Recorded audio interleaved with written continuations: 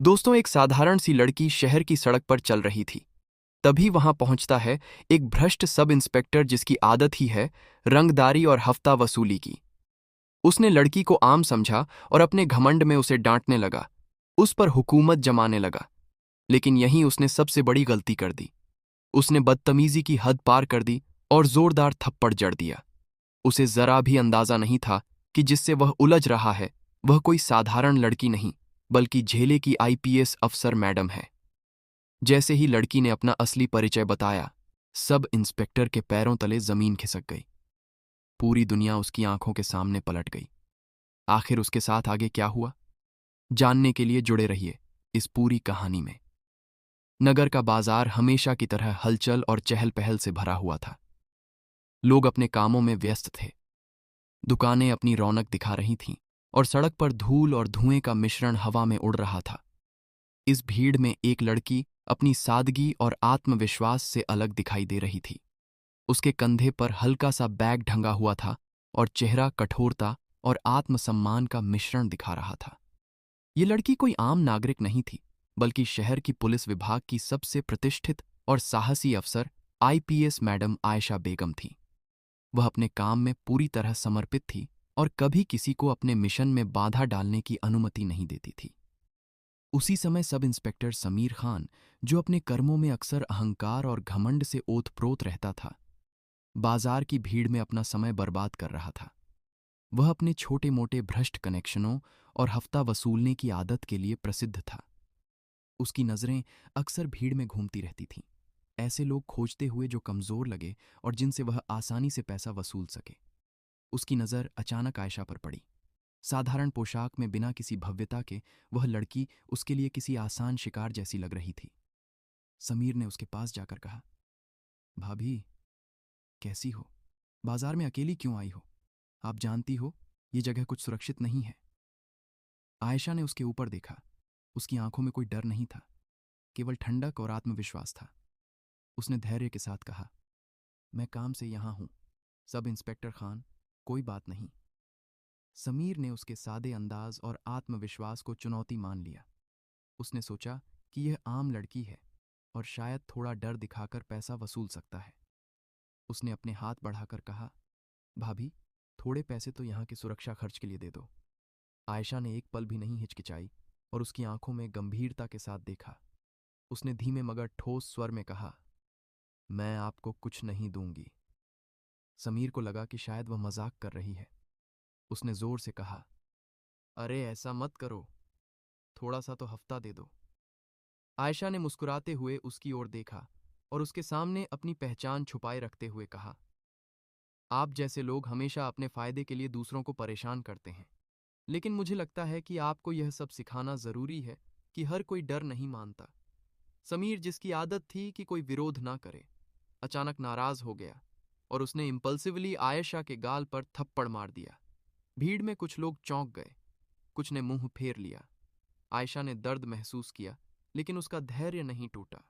उसने अपना चेहरा संवारा और ठंडे स्वर में कहा, अब आपने जो किया उसका खामियाजा भुगतना होगा।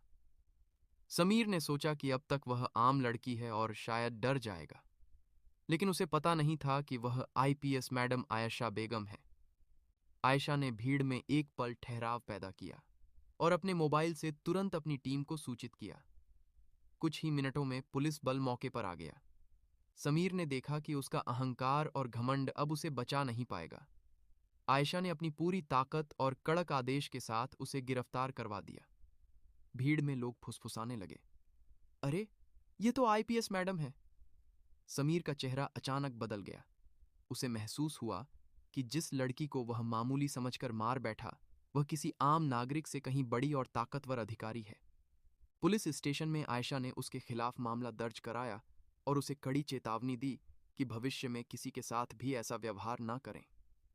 समीर को एहसास हुआ कि अहंकार और भ्रष्टाचार की कोई सीमा नहीं होनी चाहिए, वरना परिणाम भयानक हो सकते हैं।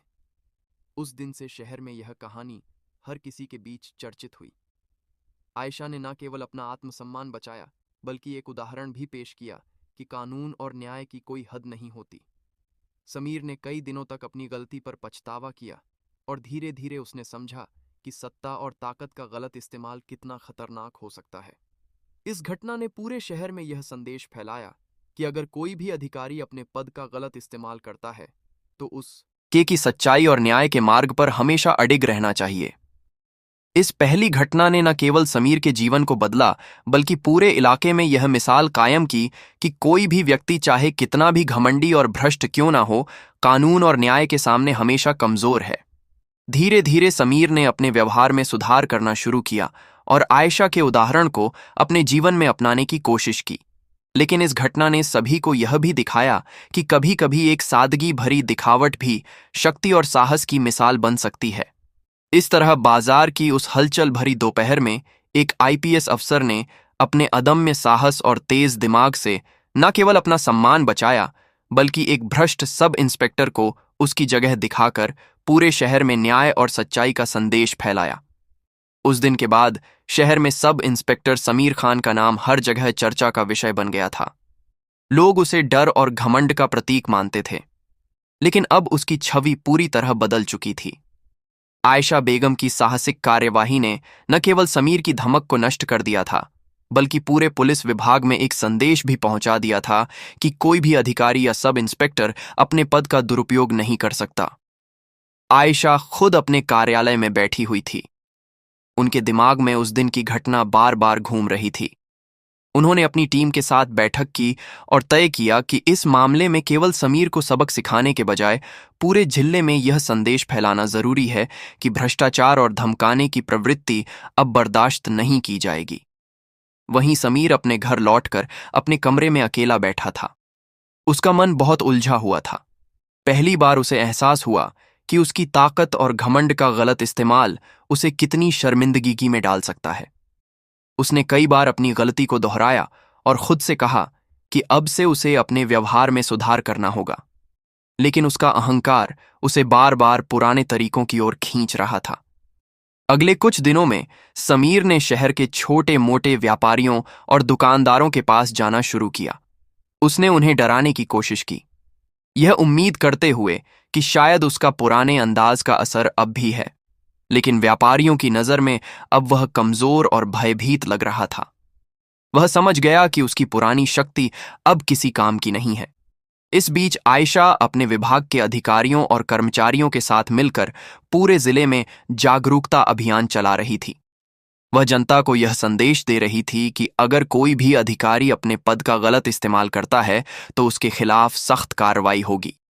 उनकी रणनीति इतनी प्रभावशाली थी कि लोगों में विश्वास बढ़ा और भ्रष्ट अधिकारियों से डर भी बढ़ा। समीर के मन में अब डर और अपराध बोध दोनों थे। उसे एहसास हुआ कि केवल पछतावा करना पर्याप्त नहीं है, उसे कुछ करने की जरूरत है। उसने अपने कुछ पुराने साथियों से संपर्क किया जो उसके भ्रष्टाचार में शामिल थे और उन्हें समझाया कि अब हमें बदलाव करना होगा, नहीं तो हमें और गंभीर परिणाम भुगतने पड़ेंगे। इसी समय आयशा ने अपने कार्यालय में एक नई योजना बनाई। वह जानती थी कि केवल समीर को पकड़ने और सजा देने से पूरी व्यवस्था में सुधार नहीं होगा। उन्हें पूरे जिले में भ्रष्टाचार को जड़ से खत्म करना था। उन्होंने एक टीम गठित की जिसमें सबसे कुशल और ईमानदार अधिकारी शामिल थे। टीम ने जल्दी ही कई जांचें शुरू कीं, जिनमें सब इंस्पेक्टरों और अधिकारियों के भ्रष्टाचार के सबूत इकट्ठा किए गए। समीर ने महसूस किया कि अब उसके लिए केवल डरना ही नहीं बल्कि अपनी शक्ति और स्थिति को सही तरीके से इस्तेमाल करना ही बचाव का रास्ता है। वह कई बार आयशा के कदमों को रोकने की कोशिश करता, लेकिन हर बार उसे असफलता ही मिलती। आयशा का दिमाग तेज और चालाक था। उन्होंने हर कदम सोच समझ कर रखा और समीर के सभी चालों को पहले ही भांप लिया। उनकी टीम ने समीर के पुराने मामले और हफ्ता वसूलने के रिकॉर्ड्स खंगाले और हर जगह साक्ष्य एकत्रित किए। समीर के लिए अब कोई रास्ता नहीं बचा था। उसे महसूस हुआ कि केवल अपनी छवि सुधारने और डराने से काम नहीं चलेगा, उसे अपने कार्यों के लिए जिम्मेदारी लेनी होगी। इसके बाद एक दिन आयशा ने समीर को अपने ऑफिस में बुलाया।